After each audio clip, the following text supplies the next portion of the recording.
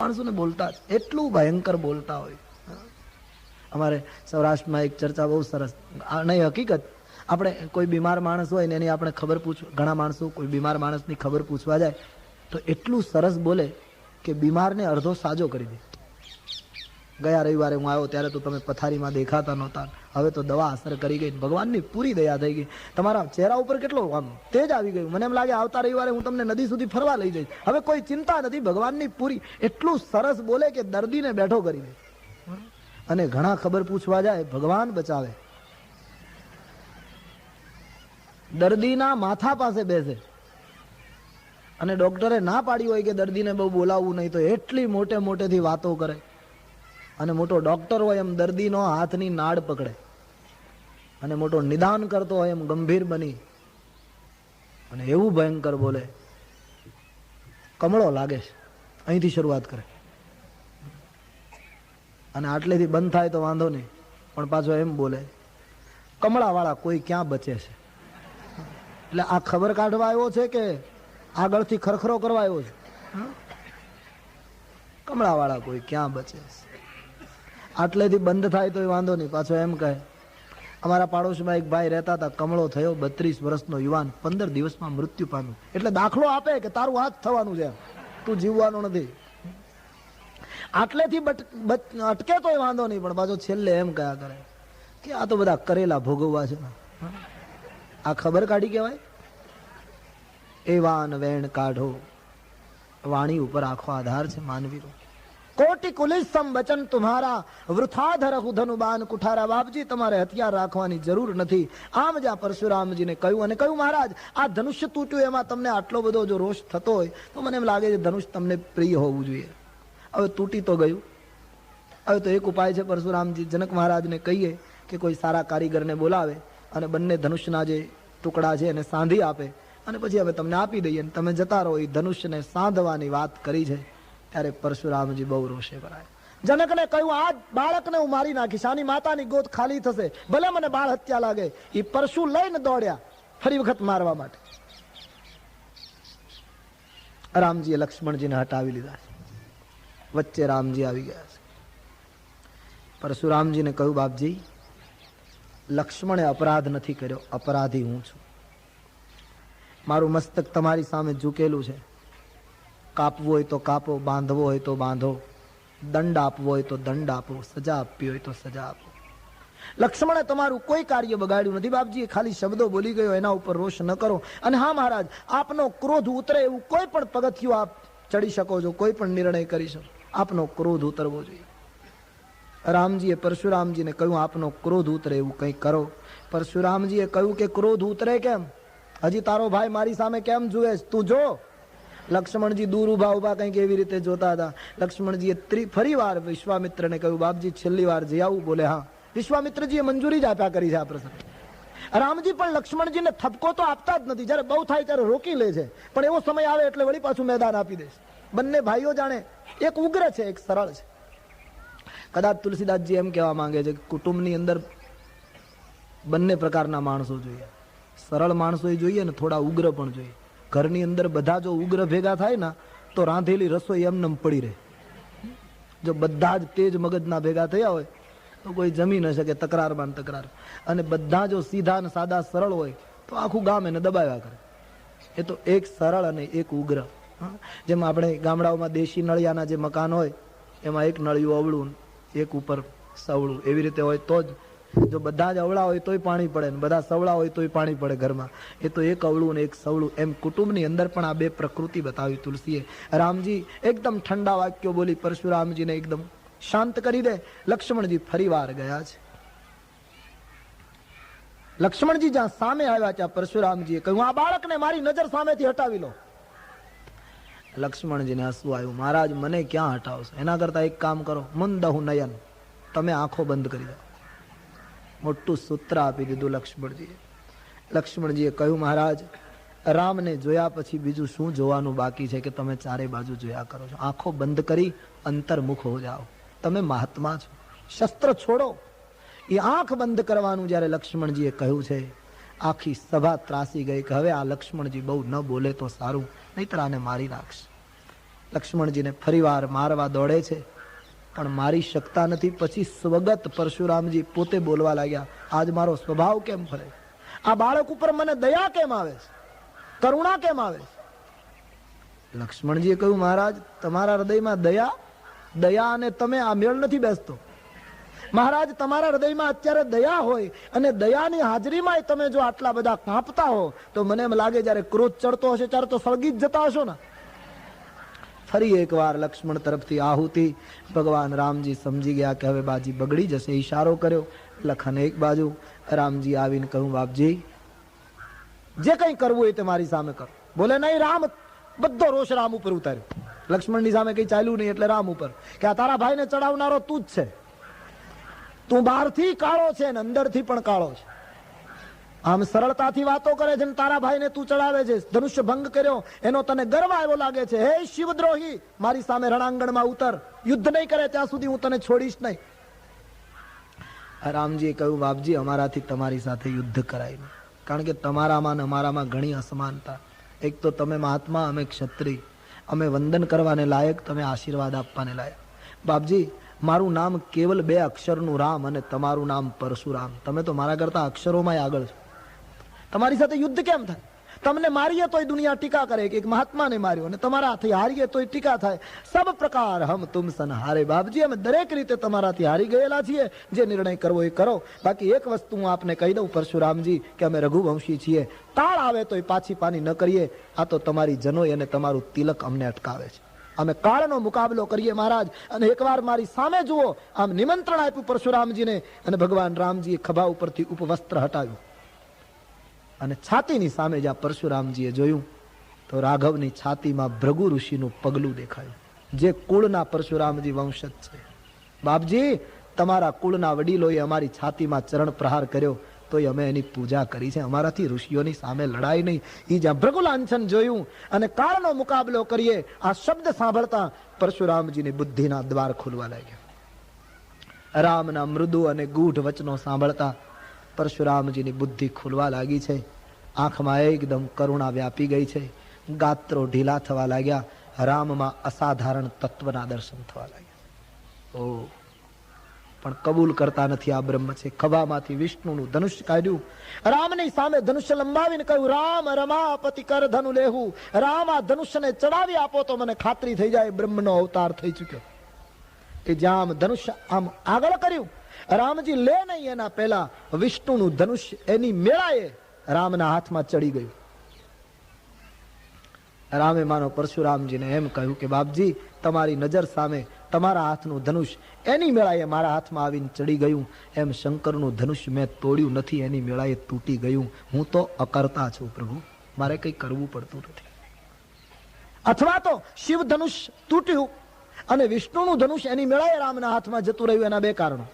એક સંત કહે, એક તો વિષ્ણુ ભગવાનના ધનુષ્યને એમ થયું કે પૂર્ણ બ્રહ્મનો અવતાર થઈ ચુક્યો, હવે એને શરણે જતું રહું, એટલે ધનુષ્ય રામ પાસે જતું રહ્યું. બીજું કારણ, વિષ્ણુના ધનુષ્ય વિચાર કર્યો કે શંકરનું ધનુષ્ય બહુ અક્કડ રહેવા ગયું તો રામે એના ટુકડા કર્યા. હું એ અક્કડ રહીશ તો ક્યાંક મને તોડી નાખશે. સલામત રહેવું હોય તો રામની શરણાગતિ વધારે સારી, એટલે ધનુષ્ય એની મેળાએ ચડી ગયું. દૈત ચાપ આપુહી ચલી ગયું. પરશુરામ મન વિસ્મય ભયવું. પરશુરામજીને આશ્ચર્ય થયું. ગાત્રો ઢીલા થયા, નેત્રો સજળ બની ગયા. રામ રૂપની ઝાંખી થતા પરશુરામજીના હાથ જે મારવા દોડ્યા હતા એ હાથ જોડીને પ્રભુની સ્તુતિ કરવા લાગ્યા. જય રઘુવંશ બનજ બન ભાનુ, ગહન દનુજ કુલ દહન કૃષાનુ. જય સુરધેનુ વિપ્રહિતકારી, જય મદમોહ કોહ બ્રહ્મહારી. રામજી આપનો જય હો. લક્ષ્મણજી રામની બાજુમાં ઉભા છે. પરશુરામજી બંનેને વંદન કરીને ક્ષમા માગે. જ્યાં સુધી તત્વ ન સમજાયું ત્યાં સુધી વાતો કરી, પણ જ્યાં એ સાધારણ વ્યક્તિમાં અસાધારણ તેજ દેખાયું, માફી માંગે છે. અર્જુનને ખબર નહોતી કે કૃષ્ણ પરમાત્મા છે. 11મા અધ્યાયમાં જયારે નિમંત્રણ આપ્યું કે પશ્ય મેં પાર્થ રૂપાણી, અર્જુન મને જોઈ લે તું, અને જ્યાં વિરાટની ઝાંખી અર્જુને કરી છે, આંખમાંથી અશ્રુ પડી ગયા.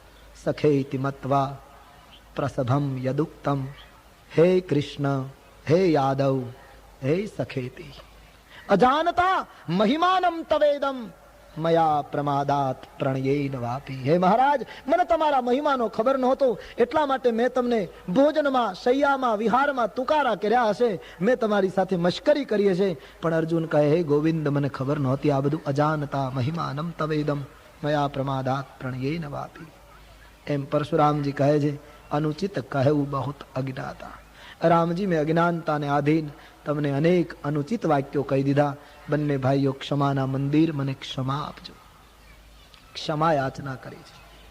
બાર વાર ભગવત ચરણારવિંદમાં વંદન કરી પોતાનું અવતાર કાર્ય, પોતાની કળાઓ પ્રભુના ચરણમાં સમર્પિત કરી. કે કહી જય જય જય રઘુકુલ કે તું, ભૃગુપતિ ગયેવું બનહી તપ હેતુ. પરશુરામ મહારાજ રામજીનો બાર બાર જય ઘોષ કરી વનની અંદર તપ કરવા માટે જતા રહ્યા. બધા જ વિઘ્નો દૂર થયા છે. જનકપુરમાં જય જયકાર થવા લાગ્યો છે. વિશ્વામિત્રજીના પગમાં વંદન કરી પણ જનક મહારાજે કહ્યું, બાપજી, આપના આશીર્વાદથી બધા જ વિઘ્નો હટી ગયા. હવે મને આદેશ આપો, મારે શું કરવું? જનક, ધનુષ્ય તૂટ્યું એટલે વિવાહ થઈ ચૂક્યો, લગ્ન બાકી છે. હવે તમે તમારા વંશ વ્યવહાર પ્રમાણે કરો. ગામ શણગારો, મંડપ રોપો, લગ્ન મંડપ સજાવો, લગ્ન પત્ર એક તૈયાર કરી પત્ર અયોધ્યા મોકલો, દશરથજીને નિમંત્રણ આપો. આખી અવધને લઈ જાન લઈને પધારે અને વેદ વિધિથી તમારી કન્યાનું દાન કરો. નિર્ણય લેવાયો છે. જનક મહારાજ વિશ્વામિત્રજીને ઉતારે પહોંચાડી સેવકોને સૂચના આપે છે. આખા નગરમાં શણગાર શરૂ થયો છે, મંડપની રચના શરૂ થઈ છે. દૂતોને બોલાવી પત્ર તૈયાર કરીને આપ્યો છે. આખી રામકથા પત્રમાં લખી છે. દૂતો પત્ર લઈને અયોધ્યા ગયા છે. જ્યારથી રામ અયોધ્યાથી ગયા છે ત્યારથી દશરથજીની દશા મણિ વગરના સર્પ જેવી છે. રામ ગયા પછી પહેલી વાર સંદેશ આવ્યો છે. આટલા દિવસો રામ ક્યાં છે એ પણ ખબર નથી. વિશ્વામિત્ર લઈ ગયા છે, પછી આશ્રમમાં જ છે ક્યાંય બીજે જ, એ દશરથજીને માહિતી નથી. પહેલી વાર પત્ર આવ્યો. પુત્રના વિરહમાં દુખી એ અવધેશને જનકના દૂતોએ પત્ર આપ્યો. રાજવીએ પૂછ્યું, કોનો પત્ર છે? બોલે, તમારા રામનો પત્ર છે, રાઘવનો પત્ર છે. એમ સાંભળતા જ નેત્રમાંથી આંસુ વહી ગયા. રામ લખન ઉર કરબર ચીઠી. તુલસી કહે, પત્ર આમના હાથમાં રહી ગયો. રામની યાદ એટલી બધી ઉમડાઈ, 9 બરસને લગે. મહારાજ દશરથજીને આમ નિર્ણય ન થયો કે આ પત્રમાં શુભ સમાચાર હશે કે અશુભ સમાચાર હશે. આખો પત્ર વાંચ્યો છે. તાડકા વધથી લખાયેલું બધું. મારીચ સુબાહુનો પરાજય, વિશ્વામિત્રની યજ્ઞ રક્ષા, અહલ્યાનો ઉદ્ધાર, વિશ્વામિત્રનું જનકપુરમાં આગમન, જનકપુર આખું રૂપમાં મોહિત થયું, ધનુષ્ય ભંગ કર્યો, પરશુરામજી પરાજિત થઈને ગયા. આખું લખેલું. છેલ્લે નિમંત્રણ, આપ જાન જોડીને પધારો. આ પુત્રની વીરતા અને પુત્રની આ મહાનતા વાંચતા વાંચતા દશરથજી ડોલવા લાગ્યા. ભરત અને શત્રુઘ્ન આવ્યા છે. પિતાજીને પૂછે, પિતાજી કોનો પત્ર છે? બોલે, બેટા રાઘવનો પત્ર છે. શું લખ્યું છે? કહે, વાંચ. પત્ર ભરતના હાથમાં. ભરતજી હૃદય લગાડી નાચવા લાગ્યા છે. આખી અયોધ્યામાં વાત વ્યાપી ગઈ. ભરત મહારાજ દશરથજી દૂતોને પૂછે છે, તમે મારા પુત્રોને જનકપુરમાં બરાબર જોયા છે? અરે મહારાજ, શું પૂછો છો? સૂર્યને જોવા માટે દીપ પ્રગટાવવો પડે? નહીં, તમે મને જલ્દી બતાવો, મારા પુત્રો કુશળ તો છે ના? તમે એને કેમ ઓળખ્યા? દશરથજી પૂછે. જનકના દૂતો કહે, મહારાજ, બીજું અમારે કંઈ કહી શકાય એમ નથી, પણ એક જ કહીએ કે તમારા બંને પુત્રોને જોયા પછી હે મહીપતિ, અમને હવે બીજું કંઈ દેખાતું નથી. જ્યાં જોઈએ ત્યાં રામ દેખાય. અમને ધન્ય કરી દીધા તમારા પુત્રોએ. આખા ગામમાં વાત વ્યાપી, રામનું લગ્ન થાય છે. લોકો ભેગા થયા, દૂતોને પૂછે. દૂતોને લોકો પહેરામણી આપવા લાગ્યા. કોઈ કઈ ચીજ આપે, કોઈ વસ્તુ આપે. આટલા મંગલ સમાચાર દૂત લાવ્યા છે તો એને કઈ આપવું જોઈએ. હજી દૂતો ના પાડે ત્યાં તો મોટો ઢગલો થઈ ગયો. દૂતોએ દશરથજીને કહ્યું, મહારાજ આ પાછું લઈ લો, મારાથી ન લેવાય. દશરથજીએ કહ્યું, આ પ્રેમની ભેટ છે, સ્વીકારો. બોલે, નહીં મહારાજ, અમારાથી ન લેવાય. કેમ? અમે કન્યા પક્ષના છીએ. મહારાજ અમારે કન્યા અયોધ્યામાં આપવાની છે, અમારી સીતા, અમારાથી બને એટલું અપાય, અમારાથી અહીંથી કંઈ લેવાય નહીં. આ ભારતીય સંસ્કૃતિનો વિચાર સાંભળી બધા ચૂપ થઈ ગયા, બધી વસ્તુ પાછી લઈ લીધી. આ દેશની પરંપરા, અમારે અપાય, લેવાય નહીં. તુલસીદાસજીએ તો નથી લખ્યું, બાકી એવી કથા મળે છે કે જનક રાજાએ સીતાજીને પરણાવ્યા અને પછી વળાવ્યા ત્યારે હાથીઓ મોકલેલા કરિયાવરમાં. એ હાથીઓ અયોધ્યા ગયા પછી હાથીઓ અયોધ્યાનો ખોરાક ખાતા નથી, એવી કથા છે. હાથીમાં થોડી સમજ હોય છે. જનકપુરના હાથીઓને એમ થાય છે કે અમારી દીકરી અહીંયા છે, અમારાથી દીકરીના ઘરનું ખવાય નહીં. આ દેશમાં પશુઓ સંસ્કૃતિ પાળતા હતા અને માણસ ભૂલતો જાય. એમ કહેવાય છે કે જનક રાજાને ખબર આપવામાં આવ્યા કે તમારા હાથીઓ એનો ખોરાક ખાતા નથી. જનકજીએ કહેવડાવ્યું એ કન્યાના પ્રદેશનું નહીં ખાય, એટલા માટે એ હાથીઓ જ્યાં સુધી જીવશે ત્યાં સુધી એનો ખોરાક જનકપુરથી મોકલવામાં આવશે. એ જનકપુરનો ખોરાક આવે અને હાથીઓ ખાય. પશુઓમાં આટલી ઈમાનદારી રહી. ગોસ્વામીજી વર્ણન કરે છે, આખી અયોધ્યા શણગારવામાં આવે છે. મહારાજ દૂતોને ઉતારો આપી વશિષ્ઠ બાપજીને પ્રણામ કરે. બાપજી, રામના લગ્ન થાય છે, અમે ધન્ય બની ગયા. દશરથજીને વશિષ્ઠજીએ કહ્યું, મહારાજ એમાં નવાઈ નથી. શું? કે નદીને સમુદ્ર કોઈ દિવસ નિમંત્રણ નથી આપતો, સમુદ્રની પાસે નદીઓ એની મેળાઈ જાય. એમ તમારા જેવા પુણ્ય શ્લોક મહારાજને આવા દિવ્ય સમાચાર મળે, એમાં શું નવાય? નગર શણગારો, ધામધૂમથી કાલે રામની બારાત સજાઓ. આખું ગામ શણગારાય છે. પત્ર લઈને રાજભવનમાં ગયા. રાણીઓ રાજવીને ઘેરી પડી. રાણી એકબીજીના હાથમાંથી પત્ર લઈ પુત્ર મિલનનો આનંદ અનુભવે છે. રાત્રિભર તૈયારી ચાલી છે. અનેક હાથી ઘોડા રથ તૈયાર થયા છે. આ તો રાજ્ય કુટુંબનું લગ્ન, રાજ્યનું લગ્ન. એની રીતે બધી તૈયારી થઈ. સવારે મહારાજ દશરથજી રાજકુમારોની સાથે પુત્રને પરણાવવા માટે પ્રસ્થાન કરવા માટે તૈયાર થયા. રાણીઓએ વિદાય આપી. અમારે સંતો એમ કહે છે, દશરથજીને વિદાય આપતી વખતે કૌશલ્યાજીની આંખમાં આંસુ હતા. એકદમ આંસુને લૂછી લીધા. રાજવીએ કહ્યું, દેવી મંગલ પ્રસંગ છે. હા પ્રભુ, હું સમજુ છું મંગલ પ્રસંગે આંસુ શોભે નહીં, પણ ભગવાનને એક પ્રાર્થના કરવા ઊભી છું. શું? કે આપણા કુળના નિયમ પ્રમાણે પુત્રના લગ્નમાં માતાઓથી અવાતું નથી, એટલે અમારાથી જાનમાં નહીં અવાય. પણ ભગવાન એક વિનંતી, રામના લગ્ન થઈ જાય ને પછી જનકપુર બહુ રોકાશો નહીં, જલ્દી અયોધ્યા આવજો. મહારાજ રામના દર્શન કરે ઘણા દિવસો થઈ ગયા, હવે ચેન પડતું નથી. પુત્રના દર્શનની એક ભાવના જાગતા નયન બરસ ગઈ. રાણીઓને શાંત કર્યા છે, અમે જેમ બને એમ જલ્દી આવીશું. હા, બંને પુત્રોને કહેજો તારી માતાઓએ આશીર્વાદ કહ્યા છે, ધામધૂમથી પરણાવીને જલ્દી અવધ પાછા આવો. રાણીઓને શાંત કરી અવદેશ ગામની બહાર પહોંચ્યા છે. ભરત શત્રુઘ્ન યુવાનોની સાથે અશ્વ ઉપર આરૂઢ થઈ વાજિંત્રોની સાથે તાલબદ્ધ અશ્વોને ખેલાવી રહ્યા છે. હજારો માણસો જાનમાં જઈ રહ્યા છે. શું વર્ણન કરું? વશિષ્ઠાદિ સંતો પધાર્યા, પૂજા કરી, મુખ્ય રથમાં બાપજીને બેસાડ્યા અને બાપજીએ સૂચના આપી, શંખનાદ કરી દશરથજી રથમાં વિરાજિત થયા. અને જ્યાં જાન પ્રસ્થાન કરે, દુનિયાના તમામ શુકનો દશરથજીની સામે આવ્યા. શુકનોએ નિર્ણય કરેલો કે મંગલ ભવનના પિતાને શુકન આપી આપણે ધન્ય બની જઈએ. ગાય વાછરડાને દૂધ પીવડાવતી સામે મળી. મરગલાવનું ટોળું રસ્તામાં આડું ઉતર્યું. નકુળના નોળિયાના દર્શન થવા લાગ્યા. સુંદર વૃક્ષ ઉપર શામા નામનું પંખી બોલવા લાગ્યું. બ્રાહ્મણો વેદના પુસ્તક લઈને સામે મળવા લાગ્યા. દહીંના માટલા ભરીને મહિલાઓ સામે મળવા લાગી. પાણી ભરી સુહાગણ નારી સામે મળવા લાગી. જગતના જેટલા સારા શુકનો એ બધા એક સાથે સામે આવ્યા છે. માછલી સામે મળી. રામાયણમાં જે લખ્યા છે એ પ્રમાણે શુકન થાય ને તો બહુ સારી નિશાની કહેવાય. ઘરેથી બહાર નીકળી અને ગાય મળે, પાણી ભરીને કોઈ મહિલા મળે, દહીં મળે, માછલી મળે, વેદ લઈને બ્રાહ્મણ મળે, તો આ બધી સારી નિશાની. પણ આ બધું આકસ્મિક હોવું જોઈએ. આપણે જો ઊભું કરીએ છીએ એ ન ચાલે. ઊભું કરેલું ક્યાં સુધી ઊભું રહે? થોડા સમયમાં પડી જાય. ઘણા તો નહીં, ગલીમાં ગાય ફરતી હોય તો એમ કહે, ભાઈ પેલી ગાયને લાકડી મારીને જરા આ બાજુ કાઢો. આ શુકન છે કે ગાયને તારા અપશુકન છે? અને હું તો એટલું જ કહું છું માનસના આધારે કે આપણને શુકન મળે કે ન મળે એની ચિંતા ન કરો, પણ જીવન એવું બનાવો કે આપણા કોઈને અપશુકન ન થાય. આપણને શુકન મળે કે ન મળે કોઈ વસ્તુ, હા, પણ જીવન કંઈક એવું નિર્માણ થવું જોઈએ કે આપણા કોઈને અપશુકન ન થાય. આ તો બ્રહ્મના પિતા છે, તમામ શુકનોને સ્વીકારતા આગળ વધે છે. અહીં જનક રાજાએ રસ્તામાં ઉતારા કરેલા, નદીઓ ઉપર સેતુ બંધાવી આપેલા. આમ વચ્ચે ઉતારા કરતા કરતા દશરથજીનો સમાજ શુભ દિવસે જનકપુર પહોંચે. કાફી ગીર્દી છે. જનકપુરનું ઐશ્વર્ય આજ વર્ણવી શકાય એમ નથી. મહારાજ જનકજી દશરથજીનો સત્કાર કરવા આવ્યા છે. દબદબાપૂર્ણ દ્રશ્ય છે.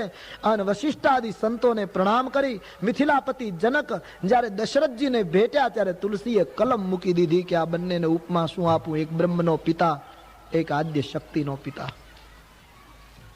સમાન વેવાઈઓ આજે અમે જોયા એમ બધાને લાગ્યું છે. એકબીજા માણસો એકબીજાને બાથમાં લઈને ભેટવા લાગ્યા છે. પ્રેમનો સિંધુ ઉભરાયો. ભવ્ય સ્વાગત થયું. દેવતાઓ પુષ્પની વૃષ્ટિ કરે છે. દિવ્ય રાજમહેલમાં દશરથજીને ઉતારો આપ્યો. વશિષ્ઠજીની સાથે બાકીના બધા માણસોને યોગ્યતા પ્રમાણે ઉતારા અપાયા છે. સીતાજીને ખ્યાલ આવ્યો કે દશરથ મહારાજ આવી ચૂક્યા, મારા પિતાએ બધી વ્યવસ્થા તો કરી છે, પણ કદાચ કોઈ વ્યવસ્થામાં ખામી લાગે તો મારા પિતાજીનું ઓછું દેખાશે. દીકરીનો સ્વભાવ. એટલે સીતાજીએ રિદ્ધિ સિદ્ધિને બોલાવીને હુકમ કર્યો કે આ જનકપુરમાં એટલું ઐશ્વર્ય ખડકી દો કે મારા પિતાજીનું ઓછું ન દેખાય. ગમે તેવી દીકરી હશે, કન્યા, પુત્રીનો એ સ્વભાવ છે, મારા પિતાની નાનપ ન દેખાય. સીતા પણ અંતે એક પુત્રી છે. રામ સિવાય આ ઐશ્વર્યનો મર્મ કોઈ જાણી શક્યો નહીં. અહીં વિશ્વામિત્ર રામ લક્ષ્મણને લઈ દશરથજીની પાસે ગયા. બાપજીના ચરણમાં વંદન કરી ભરત શત્રુઘ્નને ભેટી રામ લક્ષ્મણ જ્યારે પિતાજીને પગે લાગ્યા ત્યારે દશરથજીના નેત્રમાં આંસુ આવી ગયા છે. બંને ભાઈઓને હૃદયે ચાંપ્યા છે. દશરથજી રામની સામે જોઈ રહ્યા છે. આ પુત્રએ શિવ ધનુષ્ય કેમ તોડ્યું હશે? આ પુત્રના પ્રભાવથી પરશુરામ જેવા ક્ષત્રિયોના કાળ કેમ પરાજિત થયા છે? દશરથજીના હૃદયમાં કે આનંદ સમાતો નથી. કુશળ ખબર પૂછ્યા છે. તુલસીદાસજી લખતા નથી, અમારે સંતો કહે રામજી ચારે બાજુ જોવા લાગ્યા. દશરથજીએ પૂછ્યું, રાઘવ બેટે કોને શોધે છે? બોલે પિતાજી બધા દેખાય છે પણ અમારી માં નથી દેખાતી. રામજીને માતાનું સ્મરણ થયું છે. બેટા આપણા કુળમાં એવો નિયમ છે, પુત્રના લગ્નમાં માતાઓ નથી આવતી. રામજીને ગમ્યું નહીં. માતાનું સ્મરણ થયું છે. લગ્નની તિથિ નક્કી નથી થઈ, જાન એમનેમ આવી ગઈ છે. અને જનકપુરના લોકો એમ જ ઈચ્છે છે કે જેમ બને એમ લગ્નની તિથિ ખૂબ મોડી આવે, જેથી કરીને આ લોકો વધારે રોકાય. રોજ મહેમાન ગતિ, રોજ નવું નવું આતિથ્ય. આમ ઘણા દિવસો વીતે છે. બ્રહ્માજીએ સીતાજી અને રામના લગ્નનો દિવસ નક્કી કરી લગ્ન પત્ર નારદને આપ્યો. નારદજી જનકપુર આવી શતાનંદને પત્ર આપે છે અને શતાનંદજીએ જનકને વાત કરી કે મહારાજ લગ્નનો દિવસ નક્કી થયો. આખા ગામમાં સમાચાર ફેલાયા. તુલસી કી ચોપાઈ મંગલ મૂલક લગન દિન આવા, મંગલ મૂલ લગન, મંગલ મૂલ લગન દિન આવા.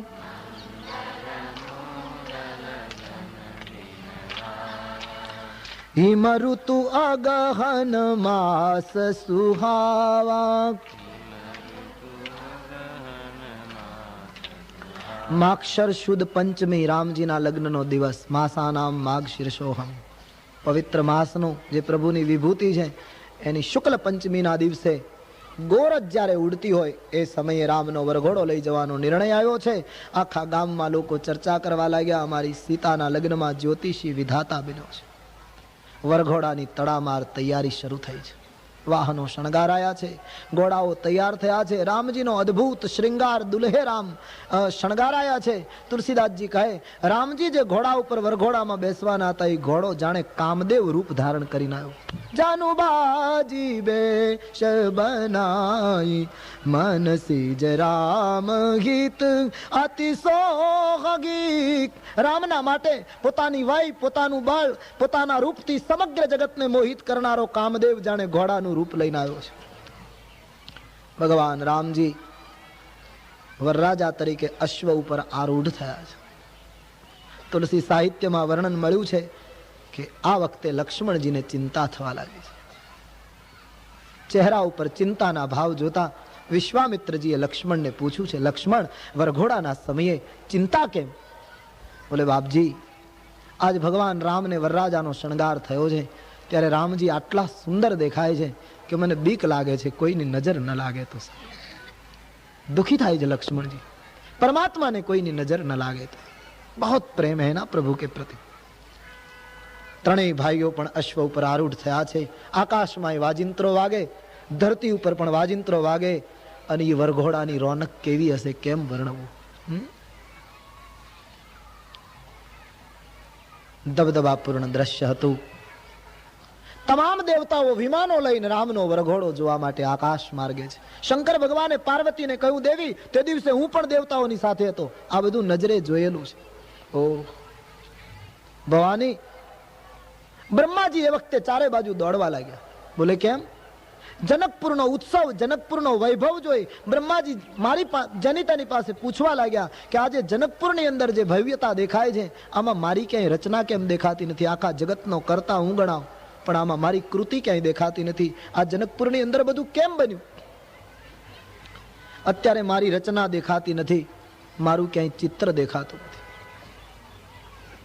બ્રહ્માજીએ ઇન્દ્રને પૂછ્યું. ઇન્દ્રએ કહ્યું, મહારાજ રામ રહસ્ય શિવજી જાણે, આપ એમની પાસે જાઓ. એટલે બ્રહ્માજી મારી પાસે આવ્યા ભવાની, અને મને કહ્યું કે આ વરઘોડામાં જનકપુરમાં જે બધું દેખાય છે આમાં ક્યાંય મારી રચના દેખાતી નથી. જગતનો સર્જક હું છું, વિરંચી હું છું, મારી કૃતિ કેમ નહીં? આમાં મારું એકેય ચિત્ર કેમ નહીં?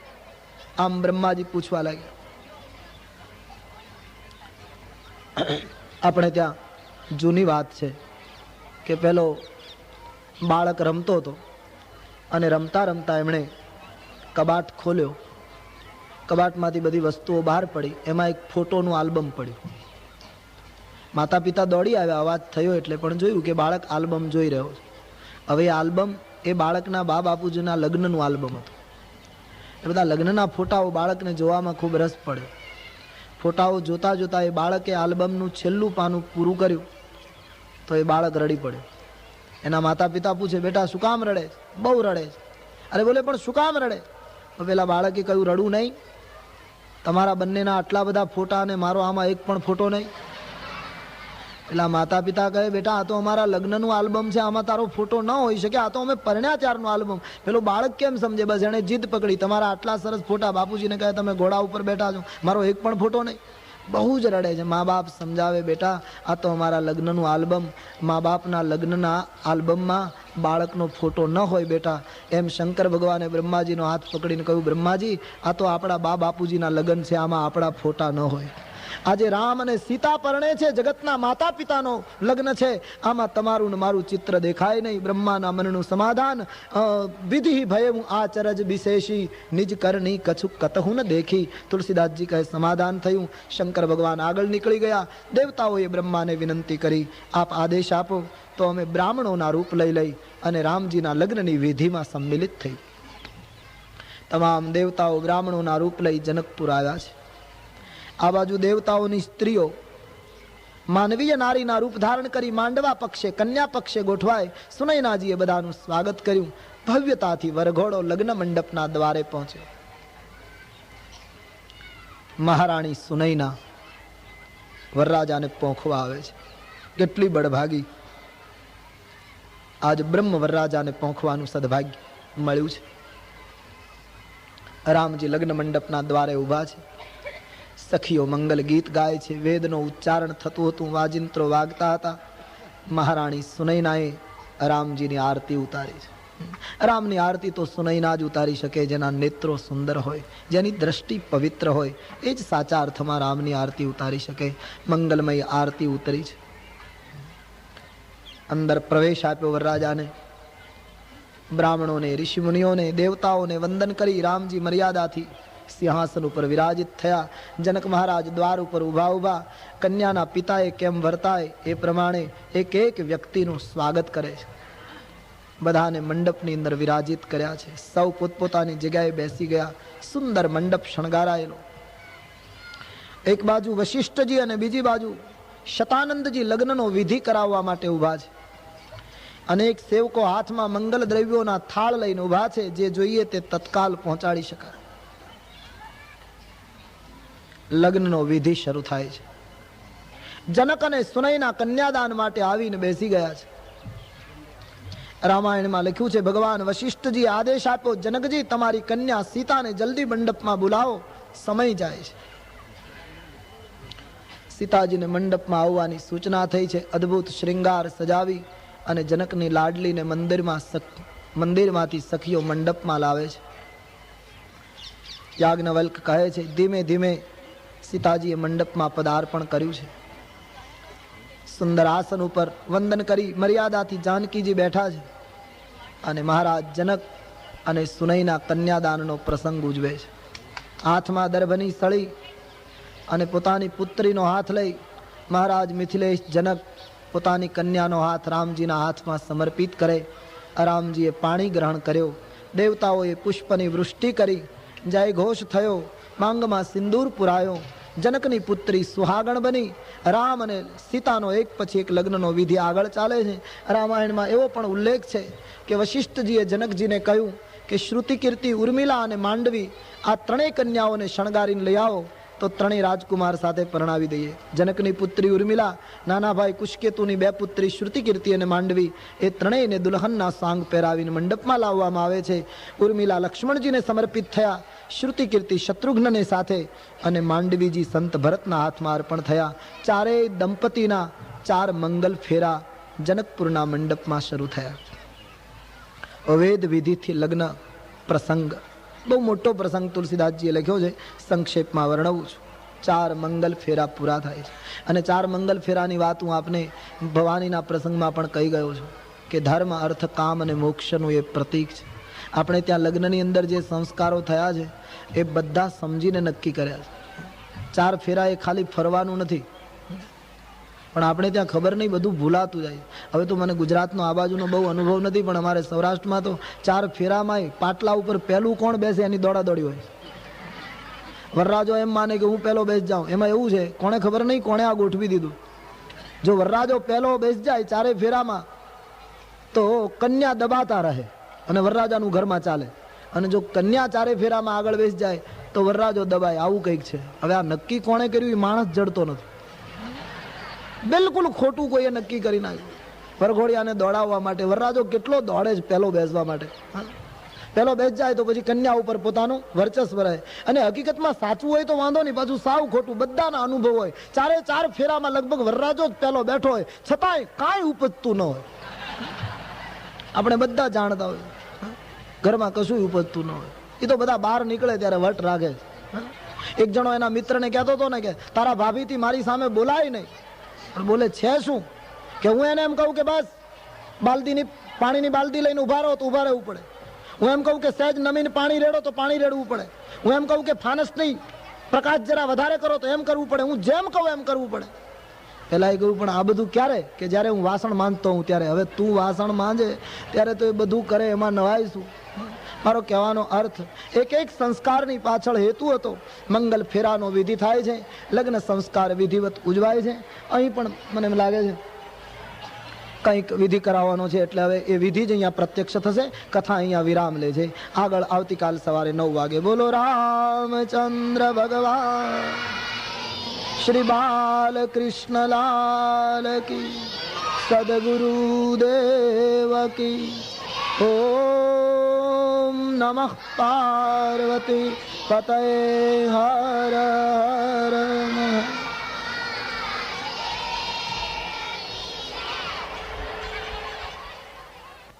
શ્રી રામચંદ્ર કૃપાલુ ભજ મન, હરન ભવ ભય દારુણમ, નવ કંજ લોચન કંજ મુખ કર કંજ પદ કંજારુણમ. શ્રી રામ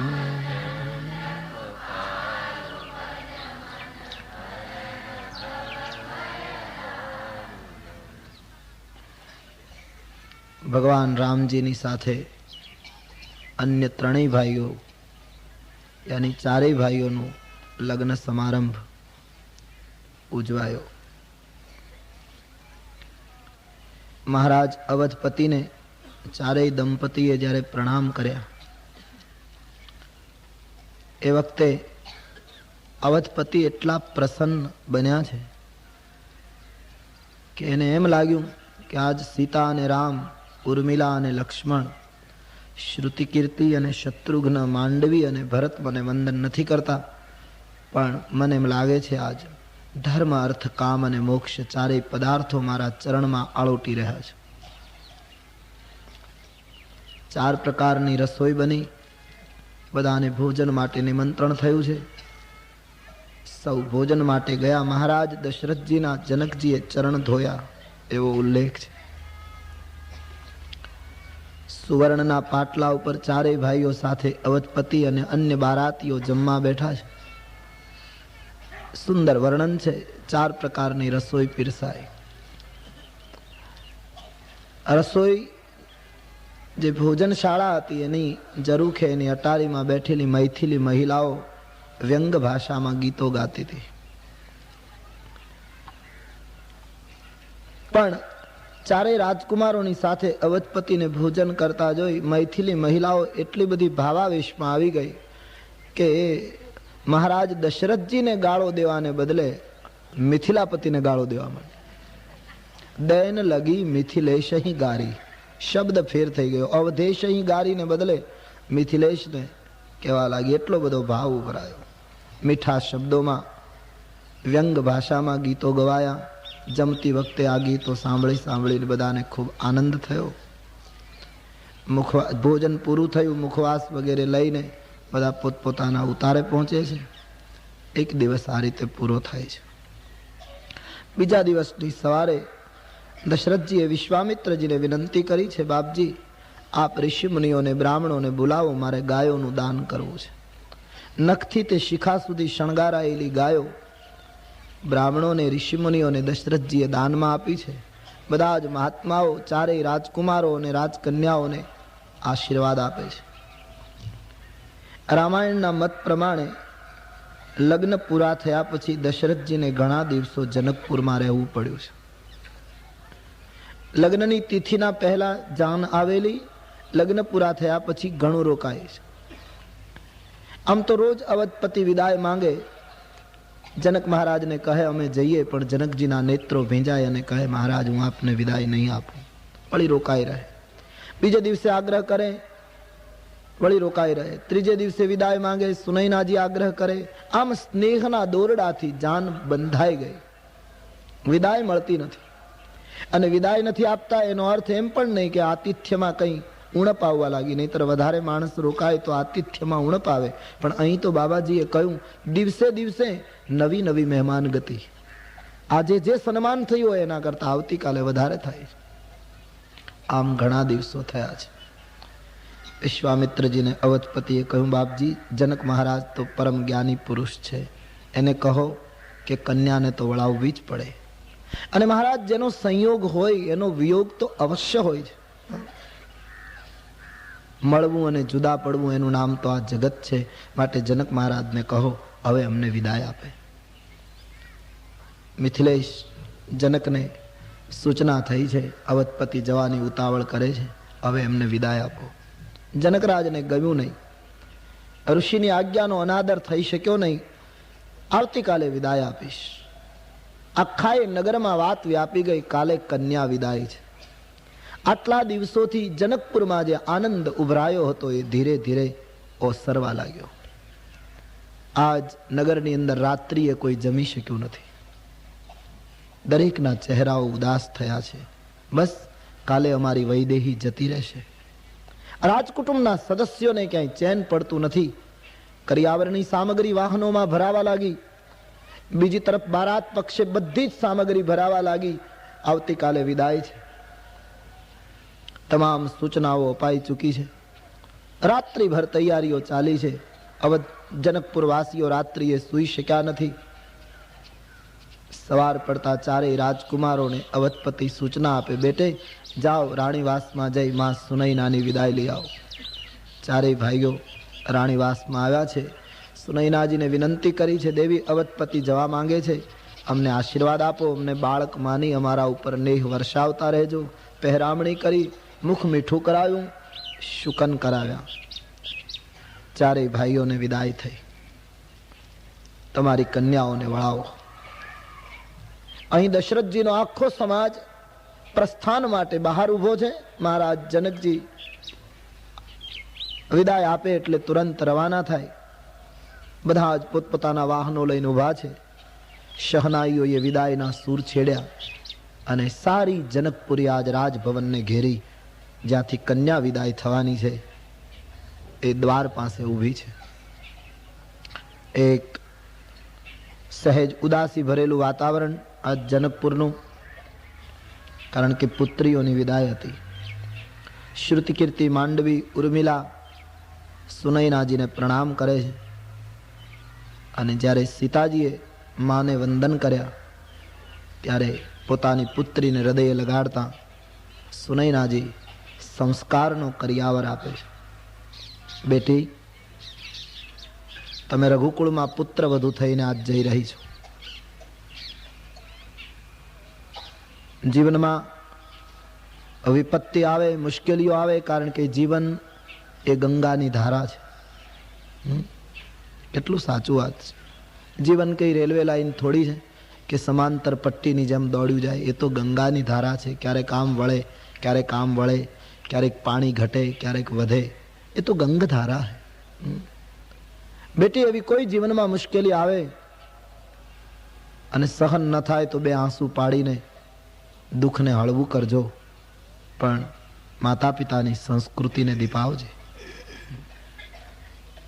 આ દેશની જે સંસ્કૃતિ છે, પોતાની પુત્રીના મસ્તક ઉપર હાથ મૂકી સુનયનાજી બહુ સુંદર આદેશ આપે. સાસ સસુર ગુરુ સેવા કરે હો. તારા સાસુ સસરાની સેવા કરજે. સંસ્કારી મા બાપ જ્યારે કન્યાને વળાવે ત્યારે એમ કહે કે આજથી તારા સાસુ સસરાને માતા પિતા માનજે, એની સેવા કરજે. આવું આજે પણ લોકો કહેતા હોય છે, પણ એક વસ્તુ બધા ભૂલ્યા છે જે રામાયણ આદેશ આપે છે. આપણા દેશમાં કન્યાની વિદાય થાય ત્યારે માતા પિતા કેવલ સાસુ સસરાની સેવા કરજે એટલું જ નહોતા કહેતા, એક ત્રીજી વસ્તુ પણ કહેતા હતા, તમારા કુળના જે ગુરુ છે એ ગુરુની પણ સેવા કરજે. સાસ સસુર ગુરુ સેવા કરે. બેટી, વશિષ્ઠ બાપજીની સેવા કરજે. તારા પતિની આજ્ઞા પ્રમાણે અનુસરજે. કુળના સંસ્કારોને દીપાવજો. પુત્રીની આંખમાં આંસુ છે. માં ચારેય કન્યાઓને વિદાય આપતી વખતે રડી પડ્યા છે. 4 પાલખીઓ તૈયાર થઈ છે. મેના અને પોપટ સોનાના પિંજડામાં પાળેલા એ સીતે સીતે કહીને જ્યારે પંખીઓ આક્રંદ કરવા લાગ્યા, તમામ દાસ દાસીઓ, પરિવારના સદસ્યો બધાના નેત્રો ભીંજાયા. જ્યારે વૈદેહીની વિદાયનો સમય છે. મહારાજ જનક, કુશકેતુ, શતાનંદજી એ બધા જ બધી જ વ્યવસ્થા પૂરી કરી અને એકદમ રાજભવનમાં જ્યારે પધારે છે, અમારે સંતોનો મત છે કે પરમ વિવેકી પુરુષ જનક. શું કહું જનક માટે? આટલી મહાન યોગી વિભૂતિ, જે સંયોગ અને વિયોગ માં નિર્દ્વંદ થઈ ચૂકેલા મહાપુરુષ, એમણે જ્યારે રાજભવનમાં પગ મૂક્યો અને પોતાની ચારેય કન્યાઓને વિદાયની તૈયારીમાં જોઈ ત્યારે મહારાજ જનકજીએ ધૈર્ય ગુમાવ્યું. રાજભવનના એક ખંભને પકડી અને મિથિલેશ તે દિવસે બાળકની જેમ રડી પડ્યા છે. કુશકેતુ, શતાનંદજી સૌ મહારાજને શાંત કરે છે. મહીપતિ, ધીરજ રાખો. પણ આજ તુલસીદાસજીએ લખ્યું, मेटी महा मर्जाद ज्ञान की, अपने आप को वो बस में नहीं रख पाए.